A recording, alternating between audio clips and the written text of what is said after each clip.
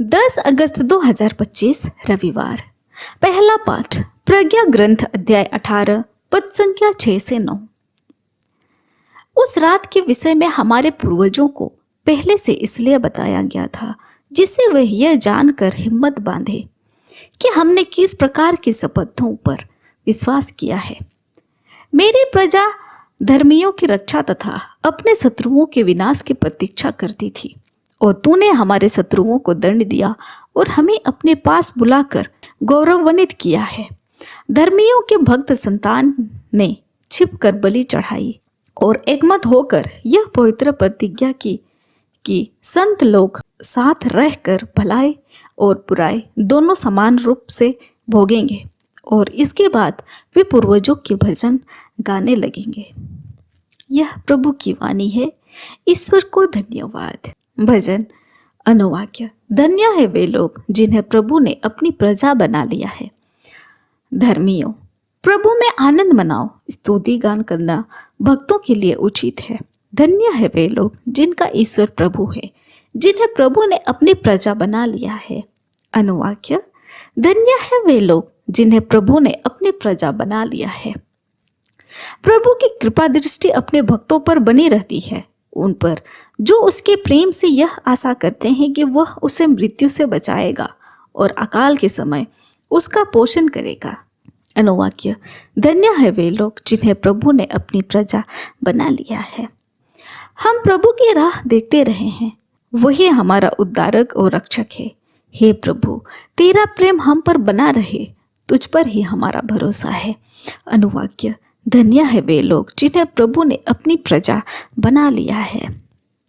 दूसरा पाठ इब्रानियों के नाम पत्र अध्याय 11 पद संख्या 1, 2 और 8 से 19।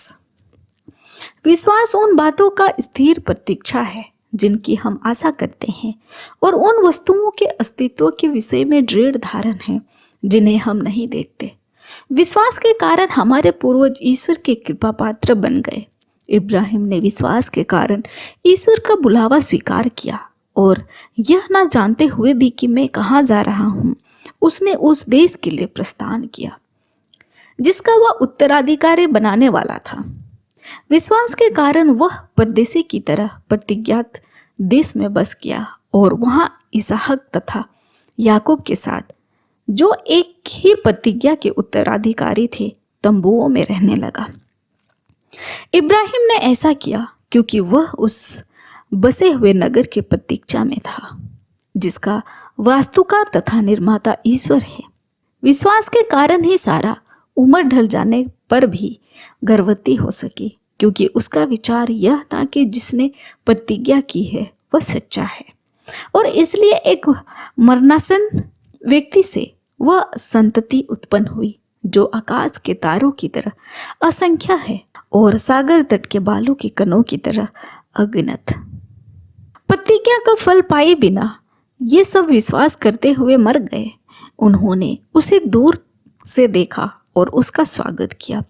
वे अपने को पृथ्वी पर परदेशी तथा प्रवासी मानते थे। जो इस तरह की बातें कहते हैं वे यह स्पष्ट देते हैं कि वे स्वदेश की खोज में लगे रहते हैं।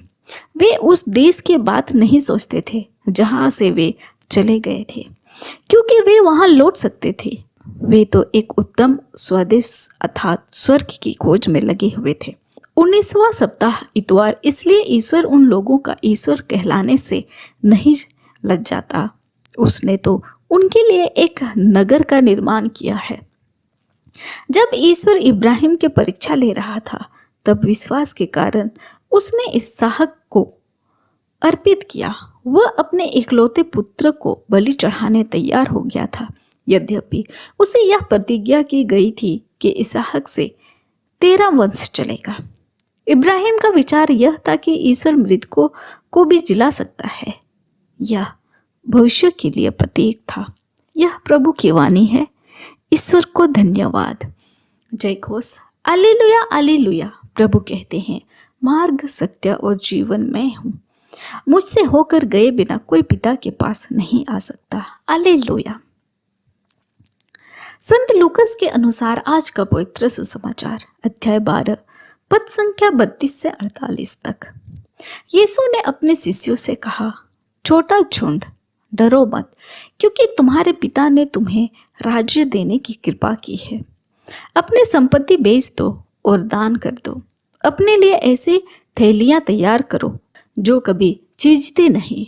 स्वर्ग में एक अक्षय पूंजी जमा करो, वहां ना तो चोर पहुंचता है और ना कीड़े खा जाते हैं, क्योंकि जहां तुम्हारा पूंजी है वहां तुम्हारा हृदय भी रहेगा। तुम्हारी कमर कसी रहे और तुम्हारे दीपक जलते रहे।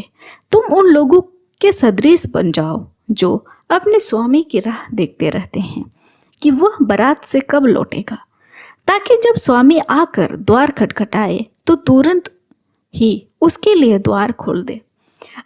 धन्य है वे सेवक जिन्हें स्वामी आने पर जगता हुआ पाएगा। मैं तुमसे सच कहता हूँ, वह अपनी कमर कसेगा, उन्हें भोजन के लिए बैठाएगा और एक एक को खाना परोसेगा। और धन्य है वे सेवक जिन्हें स्वामी रात के दूसरे या तीसरे पहर आने पर इसी प्रकार जागता हुआ पाएगा।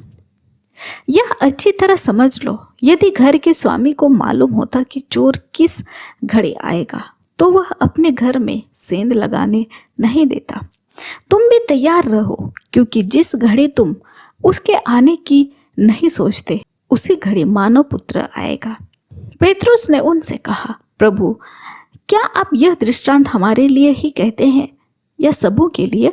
प्रभु ने कहा, कौन ऐसा ईमानदार और बुद्धिमान कारिंदा है जिसे उसकी स्वामी अपने नौकर चाकरों का नियुक्त करेगा, ताकि वह उस समय पर उन्हें रसद बांटा करें। धन्य है वह सेवक जिसके स्वामी आने पर उसको ऐसा करता हुआ पाएगा। मैं तुमसे कह देता हूँ, वह उसे अपनी सारी संपत्ति पर नियुक्त करेगा। पर यदि वह सेवक अपने मन से कहे, मेरा स्वामी आने में देर करता है, और वह दास दासियों को पीटने, खाने पीने और नशेबाजी करने लगे, तो उसे सेवक का स्वामी ऐसे दिन आएगा जब वह उसकी प्रतीक्षा नहीं कर रहा होगा, और ऐसी घड़ी जिसे वह नहीं जान पाएगा। तो स्वामी उस सेवक को कोड़े लगवाएगा और विश्वासघातियों का दंड देगा। अपने स्वामी की इच्छा जानकर भी जिस सेवक ने कुछ तैयार नहीं किया है और ना उसकी इच्छा के अनुसार काम किया है, वह बहुत मार खाएगा। जिसने अनजाने ही मार खाने का काम किया है, वह थोड़ा मार खाएगा। जिसे बहुत दिया गया है उससे बहुत मांगा जाएगा, और जिससे बहुत सौंपा गया है उससे अधिक मांगा जाएगा। यह हमारे प्रभु यीशु ख्रिस्त का सुसमाचार है। ख्रिस्त की जय। तो आइए आज के तीनों पाठों पर थोड़ा सा मनन चिंतन करते हैं। सुसमाचार में यीशु आने वाले न्याय के दिन के लिए तैयार रहने का निर्देश देता है। हमें उस लालची अमीर की तरह नहीं बनना है जो अपनी सारी उपज को बांटने के बजाय भंडार में रखने की योजना बनाता है, बल्कि हमें अपने धन जरूरतमंदों के साथ बांटना है। आने वाले न्याय के दिन के लिए तैयार रहने की दूसरा प्रमुख तरीका सतर्क रहना है। अच्छे सेवक के दिन विशिष्ट लक्षण होते हैं। तैयारी, कपड़े पहनकर तैयार रहना, रखरखाव, दीपक जलाकर, अपेक्षा, स्वामी के लौटने की प्रतीक्षा करता है। तो प्रश्न यह है कि हम प्रभु के आगमन की तैयारी कैसे कर सकते हैं? हम हमेशा जागते हुए नहीं, बल्कि हमेशा वफादार रहकर तैयारी कर सकते हैं। दूसरा पाठ यात्रा की बात करता है। यह यात्रा हमारे जीवन शैली, गुणवत्ता और दिशा के बारे में है। इसमें हमारा हर अनुभव शामिल है और हम अनुभव के प्रति हमारी प्रतिक्रिया भी। प्यार और सेवा में जिया गया एक वफादार जीवन ही हमारी असली संपत्ति है।